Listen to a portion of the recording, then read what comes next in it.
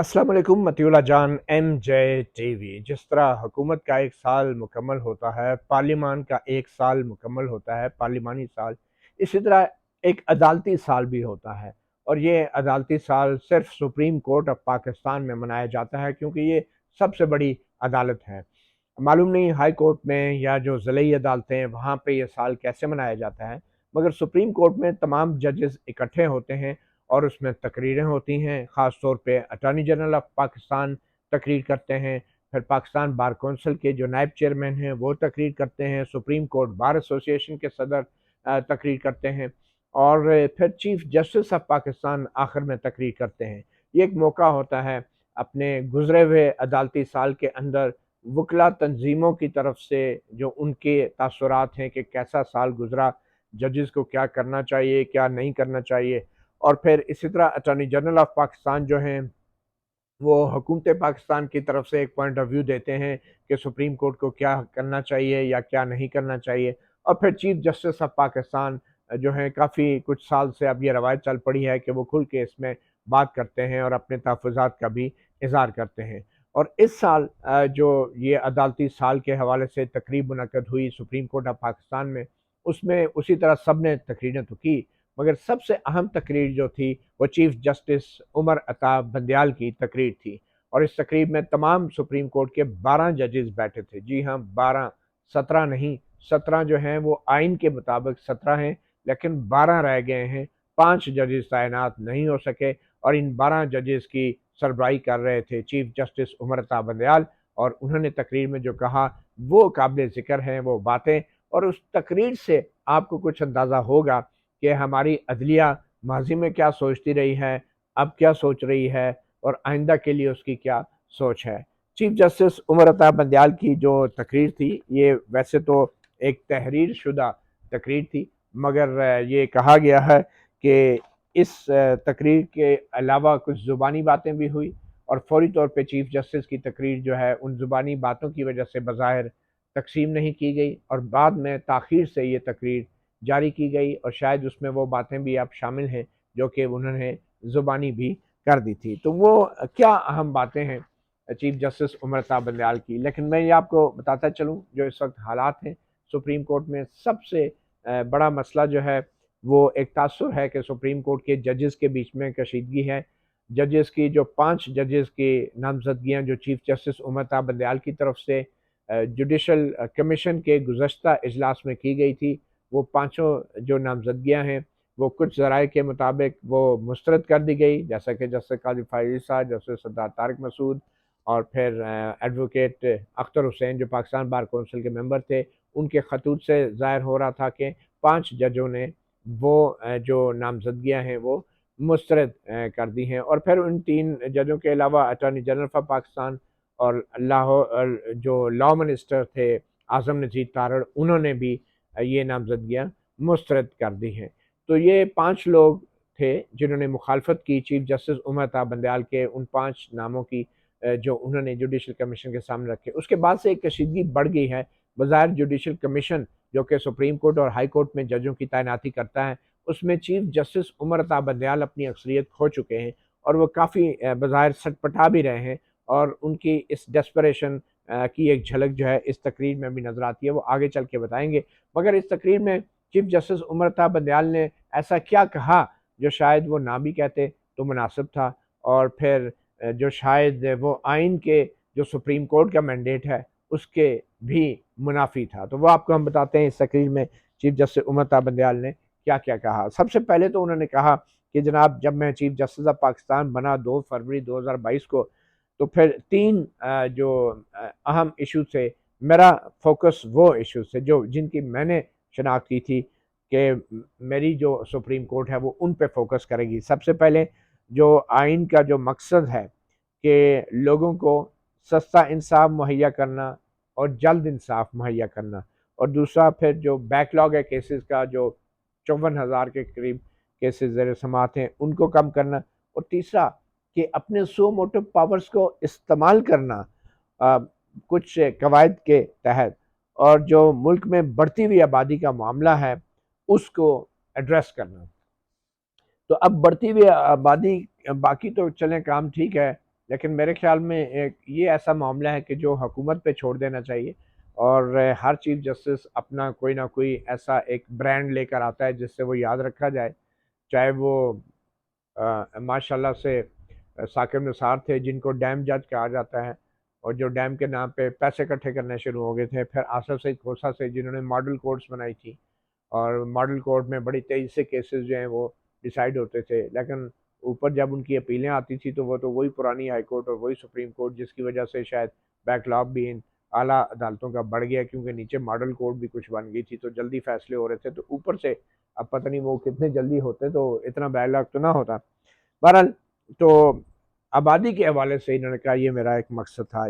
मेरे ख्याल में ये कोई सियासतदान कहता तो अच्छा लगता है, मगर एक चीफ जस्टिस का कोई बज़ाहिर ताल्लुक नहीं बनता कि वो ये कि हमारे मुल्क को ये मसला है तो मैं बतौर चीफ जस्टिस, भाई आपको किसी ने आपको इलेक्ट नहीं किया, आपको किसी ने इस काम के लिए वोट नहीं दिया, आपको आइन के अंदर जो मैंडेट है आप उस पर काम करें। अगर कोई मामला ऐसा इंसानी हकूक़ के नफाज का आता है तो आप आपके सामने जब दरख्वास्त आए या आप समझते हैं कोई वाक़या ऐसा हो जाए तो ज़्यादा से ज़्यादा उसका नोटिस लें, और वो नोटिस भी चीफ जस्टिस को नहीं लेना चाहिए। ये सुओ मोटो चीफ जस्टिस कह के मैं सुओ मोटो लूँगा, ये सुओ मोटो सुप्रीम कोर्ट के अख्तियारात हैं, और इसी वजह से सुप्रीम कोर्ट के मज़ीद जजेस के बीच में इख्तलाफात हैं कि कुछ जजेस कह रहे हैं कि सुओ मोटो का अख्तियार सिर्फ चीफ जस्टिस का नहीं होना चाहिए।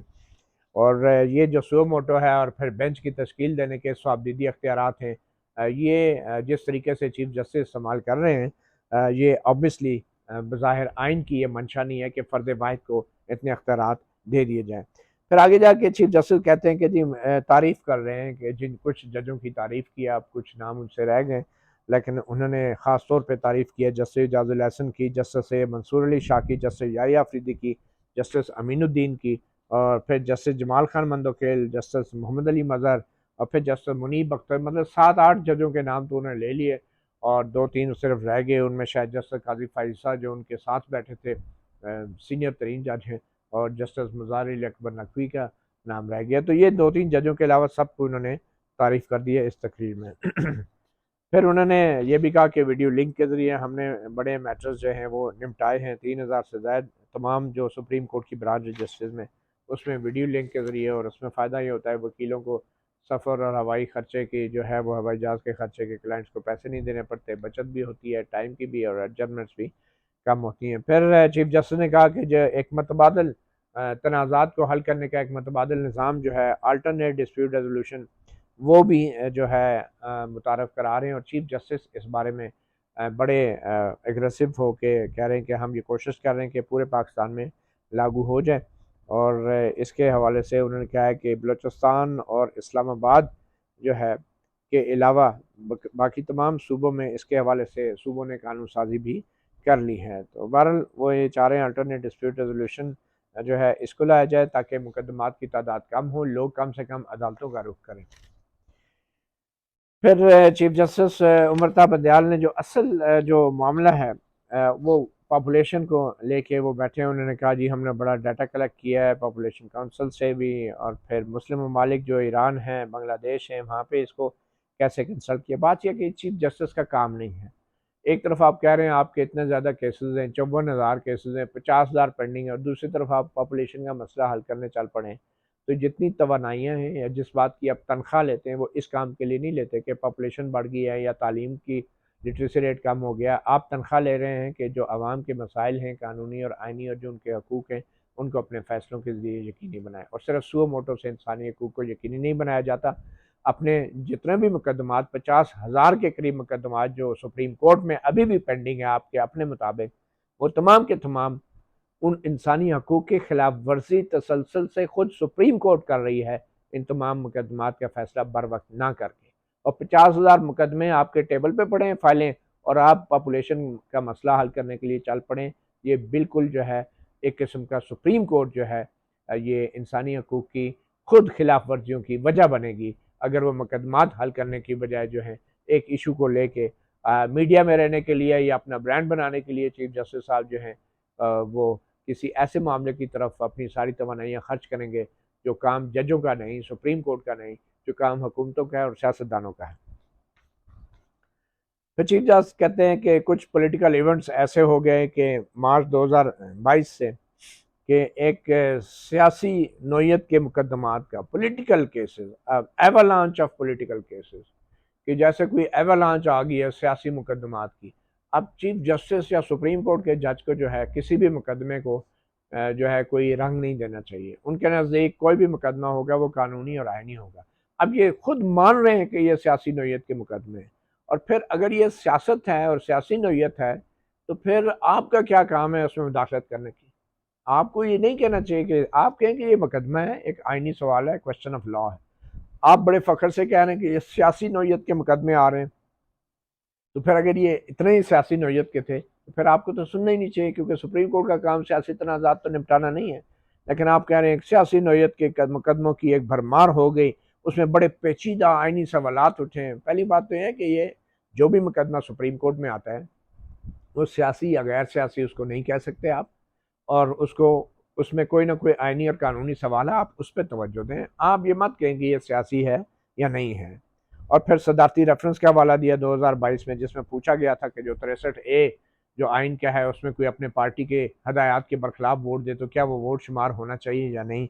उसका उन्होंने कहा कि जी हमने एक जो है कोर्ट ने आइन के तहत जो इस हवाले से तशरीह थी वो हम कोर्ट ने की है, और जो जमहूरी तकाज़े हैं उनके मुताबिक की है, और जो आइन का 63A है उसकी हमने तशरीह की। और तशरीह क्या थी कि वोट शुमार नहीं होगा, और वो जो शुमार ना करने वाली तशरीह की, उन्होंने कहा हमने तशरीह की है उन्होंने कहा कि वो तशरीह जो हमने की है उसके आगे चीफ जस्टिस उमर बंदयाल ने ये नहीं बताया कि उसका तफसीली फ़ैसले किधर हैं, उसके तफसीली रीज़न किधर हैं। वो 63A के हवाले से आज तक देखे ना कि ये अगर मार्च में ये आया था 63A का जो रेफरेंस था, तो उसके तफसीली फ़ैसला अभी तक नहीं आया। अप्रैल, मई, जून, जुलाई, अगस्त, सितंबर, 6 महीने हो गए, और 6 महीने में आप एक तफसीली फ़ैसला तो दे नहीं सके। वो तफसीली फ़ैसला कि जिसके आने से पहले ही हुकूमतें गिर गई, बन गई, बदल गई, एक सियासी बहरान आपने पैदा कर दिया, लेकिन आज तक वो तफसीली फ़ैसला 3 मौजूद जजों से लिखा नहीं गया, और बड़े फ़ख्र से बता रहे हैं कि हमने वो तशरीह कर दी। तशरीह क्या की है? ऑर्डर किया, उसकी वजूहत पता ही नहीं है, और ऑर्डर की क्या वक़्त है अगर उसमें रीज़निंग ही नहीं है। तो बहरहाल ये भी चीफ जस्टिस साहब ने बड़े फ़ख्र से कहा कि ये जो हमने 63A की तशरीह की है वो जमहूरियत के और आइन के तकाज़ों के मुताबिक थी। फिर उन्होंने एक सो मोटो केस का भी हवाला दिया कि हमने जो डिप्टी स्पीकर कासिम सूरी ने जो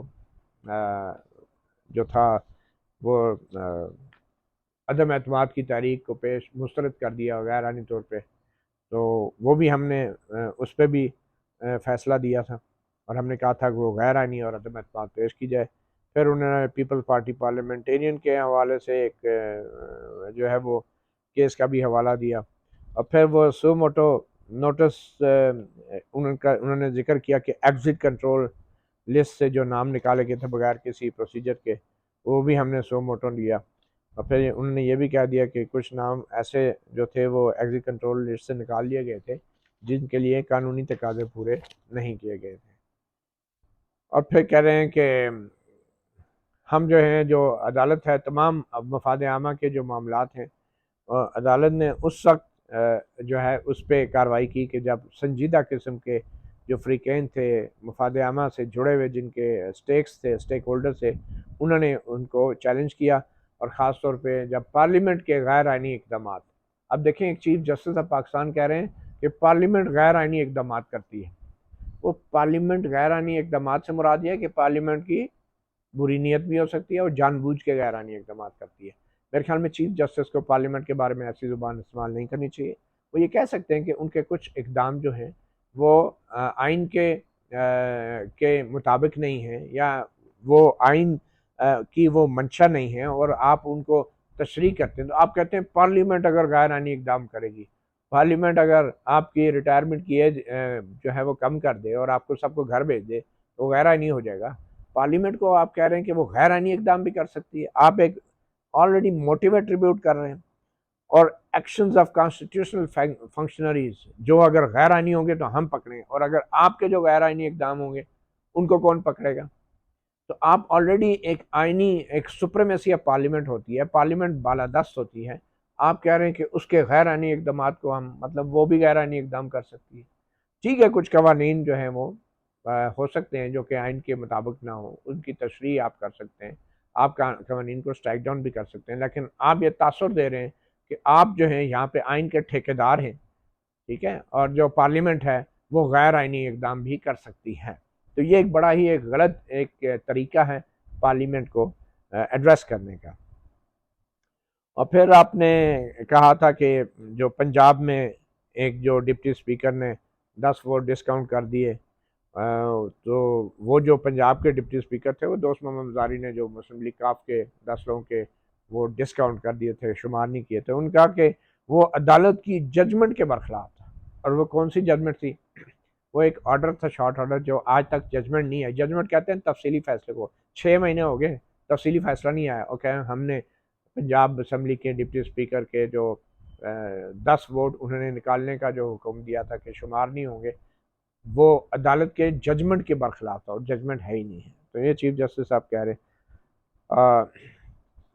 फिर आगे जाके चीफ जस्टिस कहते हैं कि ये जो केस चल रहा था, ये जो पंजाब असम्बली के हवाले से, तो बहुत से जो वकला तंजीमों के जो नुमाइंदे थे, जो साबिक और मौजूदा, जो पाकिस्तान बार कौंसिल के या सुप्रीम कोर्ट बार एसोसिएशन के, वो उन्होंने हमें अप्रोच किया कि फुल कोर्ट बनाया जाए on the urging of the respondent leader of the political party, मतलब कि नून लीग के बिहाफ पे, नून लीग के कहने पर। अब ये आप एट्रीब्यूट कर रहे हैं अपने वकला तंजीमों को कि वो सियासी लीडरों के कहने पे काम करती है। वकला तंजीम की भी कोई इज्जत होती है। अगर कोई वकला तंजीम सुप्रीम कोर्ट को ये नहीं कह सकती कि ये जो चीफ जस्टिस साहब हैं ये किसी के कहने पे ये कर रहे हैं, या इस्टेब्लिशमेंट के कहने पे कर रहे हैं, तो फिर चीफ जस्टिस को भी वकला तंजीमों का एहतराम करना होगा। वो ये नहीं कह सकते कि ये वकला तंजीम तो नवाज शरीफ के लिए ये दरख्वास्तें डालती है, या जरदारी के लिए, या इमरान खान के भी आप पे तंजीम आ गई है। आप एक पूरे वकला की एक तंजीम को, बार कौंसिल को, सुप्रीम कोर्ट बार को आप बदनाम कर रहे हैं, और आप कह रहे हैं कि ये सियासतदानों के हाथ में खेलते हैं। उनका अपना कोई दिमाग नहीं है, वकला तंजीमों की अपनी कोई पॉलिसी नहीं है, उनकी कोई तारीख नहीं है, उन्होंने कोई तहरीक नहीं चलाई थी। वो जो तहरीक चली थी, आप मुझे बताएं, जिस तारीख के बाद आप जैसे जज बहाल हुए थे, आप जैसे बहुत से जज बहाल हुए थे, तो वो तहरीक जो है वो भी किसी के कहने पर चली थी, वो फिर किसी और के कहने पर चली थी, और आप जैसों को बहाल कर दिया था। तो वकला तंजीमों के लिए आप पूरी तंजीम को कह रहे हैं कि वो उनका अपना कोई दिमाग नहीं है, अपना कोई माइंड नहीं है, और आप किसी के कहने पे, सियासतदानों के कहने पे आप आ जाते हैं। तो ये वो बार बेंच का रिश्ता है जिसके बारे में खुद चीफ जस्टिस उमर बंदयाल कई बार बड़े फख्र से कहते हैं, we are chariot of the, जिसको कहते हैं wheels of the same chariot, भाई दो पहिए हैं इंसाफ की गाड़ी के।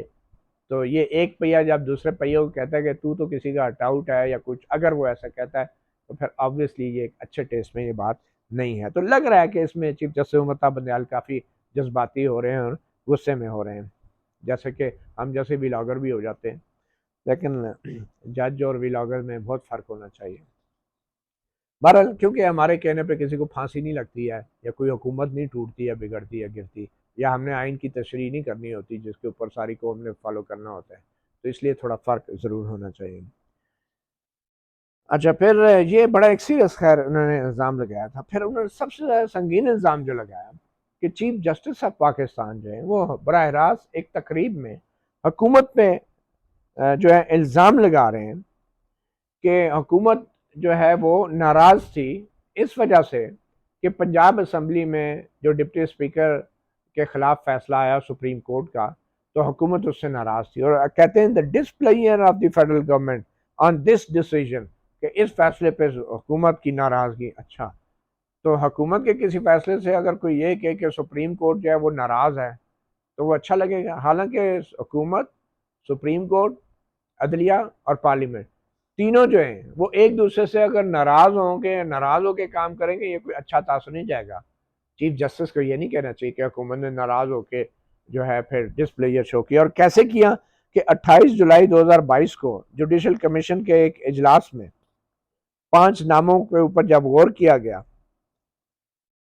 तो बकौल चीफ जस्टिस के कि आला तरीन इंटेग्रिटी और क्वालिटी वाले जो लोग थे वो सुप्रीम कोर्ट के लिए नामजद किए गए थे। 5 जजेस जो चीफ जस्टिस उमता बंदयाल के थे, उनका जी आला तरीन इंटेग्रिटी, सबसे बड़े किरदार के अमल ये किसने किए थे? किसी जज के ना तो वो क्वालिफिकेशन के लिए वो बहुत आला तरीन का किरदार हो जाता है, या वो रिजेक्ट हो जाए तो वो बद किरदार नहीं हो जाता, ना वो कबूल होने से आला तरीन किरदार हो जाता है, वो सादुक और अमीन नहीं बन जाता जज अगर जुडिशल कमीशन उसको सुप्रीम कोर्ट में लगा दे किसी हाई कोर्ट के जज को, और ना वो रिजेक्ट होने के बाद वो बद किरदार या बद चलन हो जाता है। ऐसा बिल्कुल नहीं होता। तो इतना ज्यादा किसी को हाईलाइट करने की जरूरत नहीं है। और वैसे भी वो जुडिशल कमीशन जब किसी को एक्सेप्ट करता है तो कमीशन एक इदारा है, कमीशन सिर्फ चीफ जस्टिस की नामजदगियों के ऊपर रबर स्टैंप लगाने के लिए नहीं होता। और आइन में लिखा हुआ है कि हर की एक वोट होगी। तो फिर चीफ जस्टिस उमता बंदयाल जिनके साथ सिर्फ 4 बंदे थे उनको मिला के अगर वो नाम मुस्तरद हो गए कमीशन में या उनको अप्रूव नहीं किया गया तो चीफ जस्टिस का ये हक नहीं बनता कि एक इस तरह की तकरीब में वो अपनी तकरीर में कह दें कि हुकूमत ने जो है उनको सपोर्ट नहीं किया। भाई सपोर्ट नहीं किया तो उनको आइन के मुताबिक अटॉर्नी जनरल का एक वोट है, लॉ मिनिस्टर का एक वोट है, बार काउंसिल के नुमाइंदे का एक वोट है, एक सीनियर जज का एक वोट है, उसके बाद नेक्स्ट सुप्रीम कोर्ट के जज का एक वोट है। तो आप कौन होते हैं ये कहने वाले कि चूंकि आपके जो अकलियत में जो आपके 4 आप लोग थे आपके नाम एक्सेप्ट नहीं हुए तो हुकूमत नाराज होगी, डिस्प्लेजर शो किया और हुकूमत ने इस वजह से ये किया। मतलब हुकूमत पे ये एक संगीन इल्जाम लगा रहे हैं आप कि हुकूमत जो है वो सुप्रीम कोर्ट से अपने स्कोर सेटल कर रही है। और जब हुकूमत अगर ये बात करना शुरू कर दे कि चीफ जस्टिस उमरता बंदयाल जो है वो अपने फैसलों में हुकूमत के खिलाफ स्कोर सेटल कर रहे हैं तो आपको कैसा लगेगा? अगर ये तकरीर अगर लॉ मिनिस्टर या अटॉर्नी जनरल कर देते हैं कि चीफ जस्टिस उमरता बंदयाल जो है वो उनके क्योंकि जजेस नहीं लगाए जा रहे तो इसलिए आज के बाद वो जो फैसले करेंगे वो चीफ जस्टिस उमरता बंदयाल जो है हुकूमत से स्कोर सेटल करेंगे, तो कैसा लगेगा आपको? हुकूमत भी एक आइनी अदारा है, अदलिया भी एक आइनी अदारा है और पार्लियामेंट भी एक आइनी अदारा है। और इन तीनों अदारों को जो है एक दूसरे का एहतराम करना होगा। अगर आप एहतराम नहीं करेंगे तो आपके जो तजावीज़ हैं नेशनल डायलॉग की और मिल के काम करने की कोई उसकी अहमियत नहीं होगी, कोई उन तजावीज़ का एहतराम नहीं करेगा। एक तरफ आप इतना संगीन इल्ज़ाम लगा रहे हैं, इतनी सख्त जुबान इस्तेमाल कर रहे हैं, दूसरी तरफ आप कह रहे हैं कि मिल बैठ के ज़ाती मफाद तो जजों का भी हो सकता है। आगे जाके अपनी क्या ना क्या आपने क्या है वो मैं उसके ऊपर बात करते हैं। ये जो नॉमिनीज थे चीफ चीफ जस्टिस उमता बंदयाल ने तकरीर में कहते हैं कि इन नॉमिनीज को 4 जो जुडिशल कमीशन के जो 4 मेंबर थे उन्होंने सपोर्ट किया। ठीक है, आईनी तरीका है, 4 ने किया। जो 4 ने सपोर्ट किया, अगर अटॉर्नी जनरल ये कह देते कि उन 4 ने क्यों सपोर्ट किया, इन जजों को नहीं करना चाहिए था, ये चारों जो हैं ये हुकूमत से बदला ले रहे हैं, तो कैसा लगता? लेकिन चूंकि अटॉर्नी जनरल या लॉ मिनिस्टर तकनीकी एतबार से ऐसा कह नहीं सकते, वो आपके रेमो करम पे होते हैं, तो आप उन्हें दबा लें, आप जो मर्जी इल्ज़ाम लगा दें हुकूमती नुमाइंदों के ऊपर, लेकिन आपके ऊपर कोई बात नहीं हो सकती। बहरहाल इसमें यह भी चीफ जस्टिस उमता बंदयाल ने कहा कि तारीख में पहली बार 18वीं तरमीम जब हुई 2010 में, उसके बाद पहली बार जो वफाकी हुकूमत के लोग थे उन्होंने जो नामिनीज हैं उनको 5 नामों को या तो उन पे फैसला मौखर कर दिया या फिर उन 5 नामों को सपोर्ट नहीं किया। तारीख में पहली बार ये कहना चाह रहे हैं कि चीफ जस्टिस के नाम दिए गए नामों को तारीख में पहली बार, भाई आइन में लिखा है, आइन के अंदर लिखा हुआ है कि जो नाम होंगे हर जुडिशल कमीशन का मेंबर, 9 रुकनी मेंबर जो है उनमें से हर एक का एक वोट होगा। आप इस पर एतराज कैसे कर सकते? और फिर जुडिशल कमीशन का मामला इस अदालती साल की तकरीब में आप कैसे डिस्कस कर सकते हैं? एक तरफ आप कहते हैं कि वो प्रोसीडिंग जो है सारी वो कॉन्फिडेंशियल होंगी, सीक्रेट होंगी, वो आप जो है फिर बाहर नहीं बताते क्योंकि ये रूल्स में सीक्रेट होंगी। और दूसरी तरफ खुद आप चीफ जस्टिस जो हैं जुडिशल कमीशन के मामला जो है इस तक खुल के आप चीफ जस्टिस गिला कर रहे हैं, शिकायत कर रहे हैं, प्रोटेस्ट कर रहे हैं, और वो भी एक ऐसी गलत बात के ऊपर कि आइन के अंदर एक इजाजत है कि हर जुडिशल कमीशन मेंबर का एक वोट है, उसकी मर्जी है वो सपोर्ट करे या ना करे, और उसको रीजन देने की भी जरूरत नहीं है, आइन में कहीं नहीं लिखा गया रीजन दिए जाएंगे। आप कह रहे हैं कि ये बदला लिया हुकूमत ने, स्कोर सेटल किया है हुकूमत ने, डिस्प्लेजर शो किया है हुकूमत ने, यू आप मोटिव एट्रीब्यूट कर रहे हैं हुकूमत को। तो फिर हुकूमत भी आपके फैसलों पे मोटिव एट्रीब्यूट कर सकती है। तो मेरे ख्याल में ऐसा नहीं होना चाहिए। और चीफ जस्टिस कहते हैं कि पहली बार ऐसा हुआ है, पहली बार की बात नहीं है, पहले भी आपको याद होगा जब बराबर हो गए थे वोट, तो आप तमाम लोगों को अच्छी तरह याद होगा कि पहले भी जो Ahmed Ali Sheikh chief justice Sindh high court है, वो ऊपर इसलिए नहीं आ सके थे कि एक मेंबर कम थे, तो 4-4 से वो बराबर हो गए थे वो। तो ये क्या पहली बार? आइन की ये मंशा है कि अक्सरियत के वोट से जुडिशल कमीशन के फैसले होंगे। आइन की ये मंशा नहीं है कि चीफ जस्टिस जब कोई नाम रखे तो सारे ऊपर आमन्ना सदकना कह के ठप रबर स्टैम्प की तरह ऊपर मोहर लगा दे कि चीफ जस्टिस साहब ने कह दिया है। तो बहरहाल फिर आगे जाके कहते हैं कि मैं बड़े एहतराम से, ये तो बड़ी बात है कि उन्होंने कहा कि मैं बड़े एहतराम से मैं सोचता हूँ कि वफाकी हुकूमत का ऐसा रद्द अमल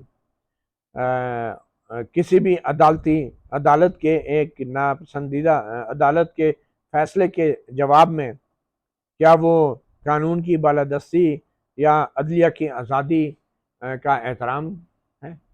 आप देखिए, प्रिज्यूम कर लिया चीफ जस्टिस ऑफ पाकिस्तान ने जहन में ये बिठा ली बात कि वो जो जुडिशल कमीशन के अंदर अटॉर्नी जनरल और लॉ मिनिस्टर ने मेरी नामजदगियों की मुखालफत की है, उसकी वजह ये है कि वो पंजाब असम्बली वाले केस में मैंने जो फैसला दिया था। इसका मतलब है फिर दाल में कुछ तो काला है ना। ये बात हुकूमत ने तो नहीं की, ये तो आप ही कह रहे ना कि उसका रद्द अमल है। तो फिर आप ही बताएं ना कि आपने वो फैसला सही दिया था या गलत।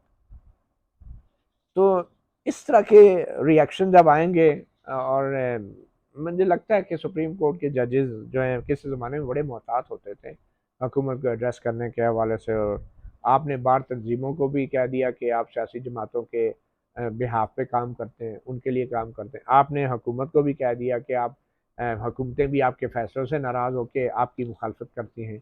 तो फिर ये तो आप बताएं ना, फिर आप क्या ऐसा कर रहे हैं कि जिसकी वजह से हुकूमत जो है आपकी मुखालफत कर रही है।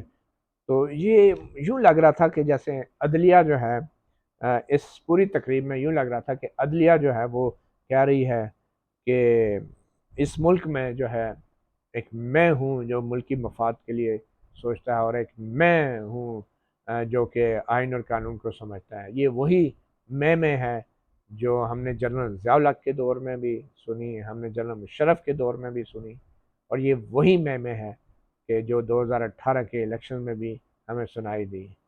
तो अगर इतना ही आप लोगों को दुख है तो फिर 18वीं तरमीम को गैर आइनी करार दे के ख़त्म कर दें, बेंच बना के।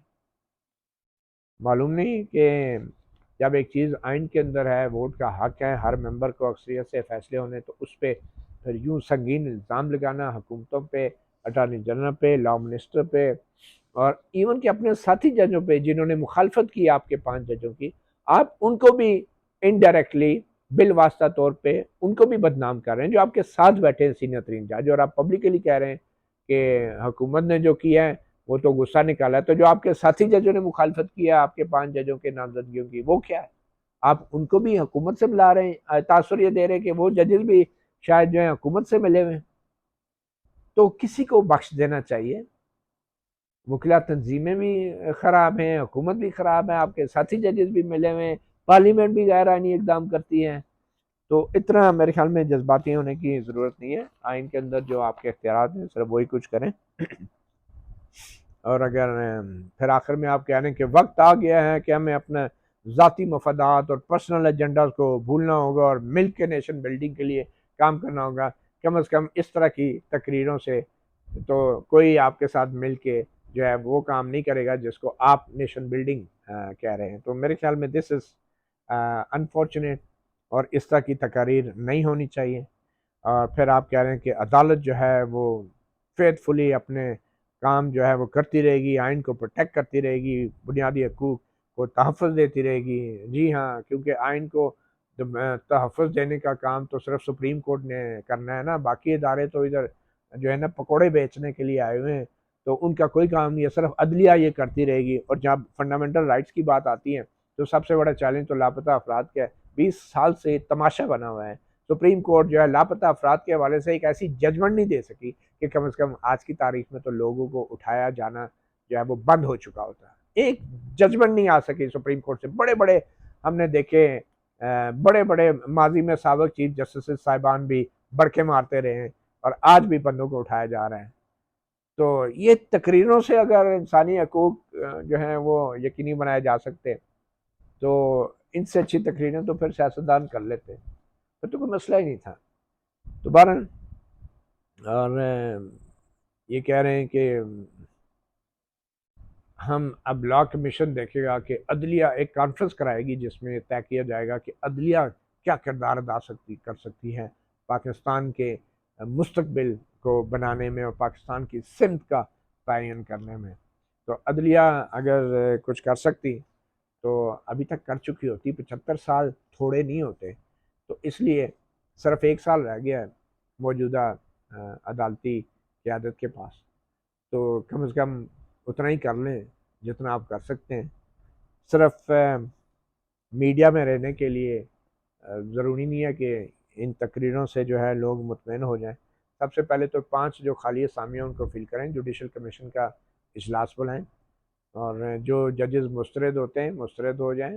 जो अक्सरियत में जजेस हैं अक्सरियत का एहतराम करें, बिल्कुल वैसे ही जैसे फुल बेंच में या लार्जर बेंच में बैठ के जो अक़लियत के जजेस हैं वो अक्सरियती फ़ैसले का एहतराम करते हैं। तो अगर आप अपने जो आपके जो मुखालिफ जजेस जो अक्सरियत में आ गए, अगर उनको ये एट्रीब्यूट करना शुरू कर दें कि वो हुकूमत का रद्द अमल था, तो ये बड़ी ही हमारी सुप्रीम कोर्ट के लिए बदकिस्मती होगी। और सिंध हाई कोर्ट आपको देखा देखी अब हाई कोर्टों ने भी सो मोटो करने शुरू कर दिए हैं। सिंध हाई कोर्ट में भी जो है माशाल्लाह से एक फ्लड रिलीफ कमेटियाँ बन गई हैं सेशन जजों की, वकला बार के तंजीमों की, पता नहीं किस अख्तियार के तहत बनी है। कोई पॉपुलेशन जो है कम करने पे लग गया है, कोई फ्लड रिलीफ की जितनी एड है उसको पीछे पड़ा हुआ है कि वो काबू आए तो हम लोग ये करें। क्रेडिट लेने के चक्करों में मलिक रियाज ने जो मली डेवलपमेंट अथॉरिटी वाले केस में जो पैसे दिए हैं 60-70 अरब रुपया, उसके ऊपर भी अदलिया जो है बैठी हुई है। ये हल कोई काम नहीं है। एक ऑर्डर भी है सुप्रीम कोर्ट की जज साहब का, अपनी रिटायरमेंट से 2 हफ्ते पहले एक सिंध से ताल्लुक़ रखने वाले एक सुप्रीम कोर्ट के जज ने लिखा कि एक डेवलपमेंट कमीशन बनाया जाए सिंध के लिए, जिसका सरबराह जो है एक सिंध से ताल्लुक़ रखने वाला रिटायर्ड जज होगा सुप्रीम कोर्ट का। 2 हफ्ते पहले उसके ऊपर एमजे टीवी ने रोला डाला, आज तक वो कमीशन नहीं बना। अटॉर्नी जनरल ने भी उस कमीशन के रुकन बनने से माजरत कर ली तहरीरी तौर पे, और वो 60-70-80 अरब रुपया जो सिंध गवर्नमेंट का है, सिंध के अवाम का है, वो अभी भी अदलिया के पास है। और सैलाब के अंदर डूबते हुए सिंध के अवाम के लिए वो पैसा अभी भी जारी नहीं हुआ, बावजूद इसके कि सिंध हुकूमत इस्तदा कर चुकी है सुप्रीम कोर्ट से पैसा जारी किया जाए, न जाने वो किस वक्त के लिए रखा हुआ है। तो ये थी चीफ जस्टिस उमर बंदयाल साहब की तकरीर, और मकसद ये हरगिज़ नहीं कि किसी भी इदारे पे ज़रूरत से ज़्यादा तनकीद की जाए। मसला सिर्फ ये है कि 26 साल से बतौर कोर्ट रिपोर्टर जो है सुप्रीम कोर्ट में ख़ास तौर पे हमने ऐसी इतनी तकरीरें सुनी हैं कि अब इस तरह की तकरीरें सुन के एक दफ़ा फिर हमें जो है वो एक साजिश की बू आने लगती है। वो साजिश हमेशा इस मुल्क में इस्टेब्लिशमेंट की तरफ से ही आई है। अब न जाने आने वाले वक्त में ये अदलिया का ऐसा क्या रोल होगा पाकिस्तान की किस ट्रैजेक्टरी में कि जिससे मुल्क जो है वो एकदम से तरक्की की राह पे चल पड़ेगा। मतीउल्लाह जान, एमजे टीवी से इतने इजाज़त दीजिए। अल्लाह हाफ़िज़।